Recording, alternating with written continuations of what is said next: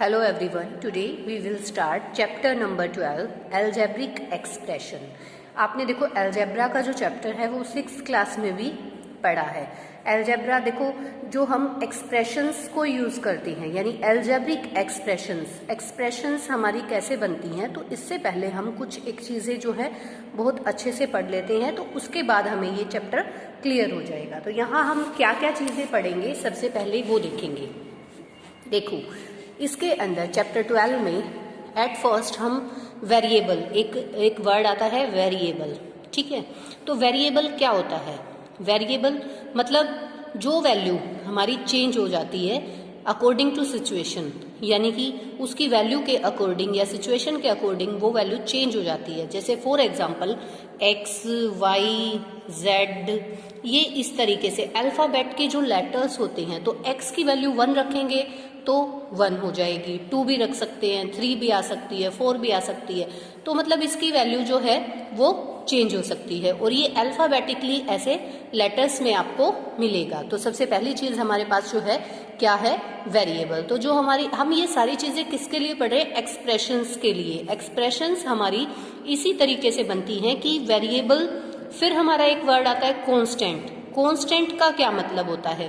Constant मतलब जो चीज़ हमारी बदलती नहीं है, उसमें क्या रहेगा?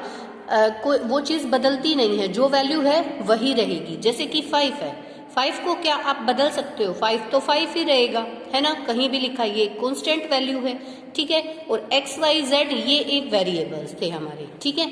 अब टर्म्स, अब वेरिएबल और कांस्टेंट इन सब को कनेक्ट करके, यानी कि इनके अंदर ऑपरेशन लगा के मल्टीप्लिकेशन का, डिवीजन का और एडिशन सब्ट्रैक्शन का हम इसके अंदर क्या लगाते हैं? ऑपरेशन लगाते हैं इन वेरिएबल और कांस्टेंट के अंदर। तो हमारे पास क्या बनती हैं? टर्म्स बनती हैं, ठीक है। तो टर्म कैसे बनेगी? फॉर एग्जांपल मैं ले लेती हूँ जैसे कि 2x + 5, ठीक है। तो ये क्या है बेटा? टर्म है, टर्म्स हैं ये, ठीक है। और इसको अलग अलग लिखूं तो इसमें 2 टर्म्स हैं, जैसे कि ये, तो 2x and 5 are the terms, है ना, अलग अलग 2 टर्म्स। ये एक जो है हमारा इस तरीके से एक वेरिएबल हमने लिखा, तो ये हमारी क्या होंगी? टर्म्स। ऐसे अलग से एक टर्म ये है, एक टर्म ये है। देखो प्लस के साइन से इनको ऐसे जोड़ा गया और इनको अलग अलग मैं लिखती, तो ये हमारी क्या कहलाएंगी? टर्म्स। तो बेटा ये टर्म्स होती हैं। जैसे कोई अलजेब्रिक एक्सप्रेशन आपको ऐसे गिवन होगी तो वहां से टर्म्स आपको लिखनी है। तो देखो 2x एक टर्म है, 5 एक टर्म है अलग से, ठीक है, चाहे वो कांस्टेंट हो या वेरिएबल के साथ हो। अब फैक्टर्स करने हैं, तो जैसे मैंने ये वाला ही लिया था, तो इसके फैक्टर्स करने होंगे टर्म्स के। तो 2x के फैक्टर कैसे होंगे? जैसे एक टर्म तो हमारी 2x थी, एक टर्म 5 है, तो फैक्टर्स करने हैं जैसे 2x के, तो ये हमारे होंगे फैक्टर्स कैसे? 2 × x। 5 के करने हैं तो 5 × 1 हो जाएगा, ठीक है। ये इस तरीके से, जैसे कि प्राइम फैक्टराइजेशन नहीं करते थे तो अलजेब्रिक एक्सप्रेशन का भी तो हम फैक्टर्स करते हैं। अब देखो कोफिशिएंट, कोफिशिएंट की बात आती है। कोफिशिएंट क्या चीज़ है? कोफिशिएंट जैसे कि मैंने ये 2x + 5 ही लिया था, तो इसी के बेस पे x जो वेरिएबल होता है ना, उसके आगे जो नंबर होता है, जो कांस्टेंट टर्म होती है, इसके आगे जो नंबर दिया हुआ होता है, न्यूमरल वैल्यू, उसको हम कोफिशिएंट कहते हैं। जैसे कि इन 2x + 5 कोफिशिएंट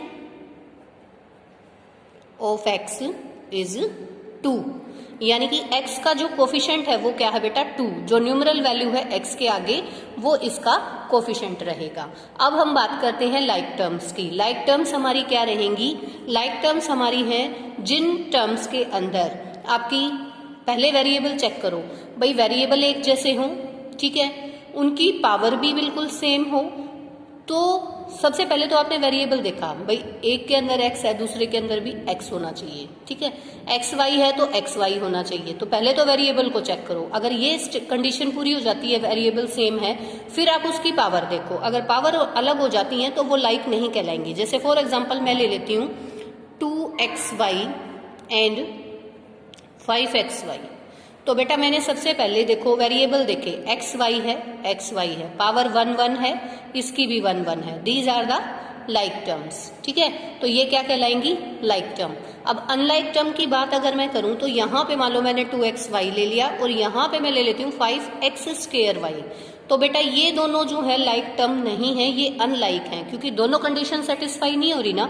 एक्स वाई यहाँ पे वेरिएबल है, यहाँ पे भी एक्स वाई है, लेकिन यहाँ पे 1 है, यहाँ पे 1 है, और यहाँ पे 2 और यहाँ पे 1, तो डिफरेंट हो गया। पावर भी तो दोनों की सेम होनी चाहिए, जो वेरिएबल सेम है ना उनकी पावर भी बिल्कुल सेम होनी चाहिए, तो आप उसको क्या कहोगे, लाइक टर्म, और नहीं होती है तो आप उसको अनलाइक टर्म कहोगे। ठीक है, अब बात आती है मोनोमियल की। ये भी टर्म्स पे डिपेंड करता है। देखो टर्म्स पे कितनी सारी चीजें डिपेंड करती थी। टर्म्स हमें पता हो गई कि जैसे ये एक पॉलिनोमियल है तो इसके अंदर टर्म्स ऐसे करके हमने अलग कर दी, टर्म्स के फिर हमने फैक्टर किए, और कोफिशिएंट भी निकालते हैं, तो किसी टर्म में जो वेरिएबल है उसी का जो न्यूमरल वैल्यू है वो हमने कोफिशिएंट कह दिया। लाइक टर्म्स यानी कि उनके वेरिएबल सेम हो और उनकी पावर भी एक जैसी होनी चाहिए। कांस्टेंट वैल्यू अलग हो सकती है, वो कोई दिक्कत नहीं है। ठीक है, अब अनलाइक टर्म्स हैं। अनलाइक टर्म्स ये भी टर्म्स पे डिपेंड था कि मतलब वेरिएबल या तो वेरिएबल डिफरेंट हो या पावर डिफरेंट हो, दोनों कंडीशन को सेटिस्फाई नहीं करेगा। मोनोमियल, मोनोमियल का मतलब होता है expression which have one term. ठीक है, जो एक्सप्रेशन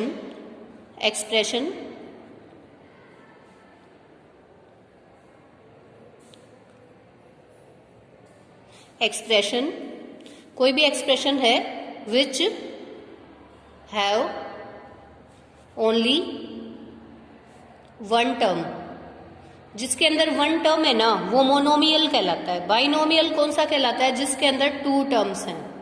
2 टर्म्स वाला बाइनोमियल होगा। और ट्रिनोमियल्स किसको कहेंगे, जिसमें 3 टर्म्स हों। और पोलिनोमियल तो ये सारे ही होते हैं। All monomial, binomial, trinomials are polynomials, इनको पोलिनोमियल कह देंगे। ठीक है, तो देखो वन टर्म एक्सप्रेशन जो है, कोई भी एक्सप्रेशन जिसके अंदर एक टर्म है वो आपका मोनोमियल, बाइनोमियल में 2 टर्म्स होंगी और ट्रिनोमियल में 3 टर्म्स होंगी। और पोलिनोमियल ये सारे के सारे ही पोलिनोमियल होती। कोई भी एक्सप्रेशन है उसको हम पोलिनोमियल कह देते हैं इक्वल टू 0 पुट करके। ठीक है, तो वो हमारी पोलिनोमियल कहलाएगी। ओके बेटा।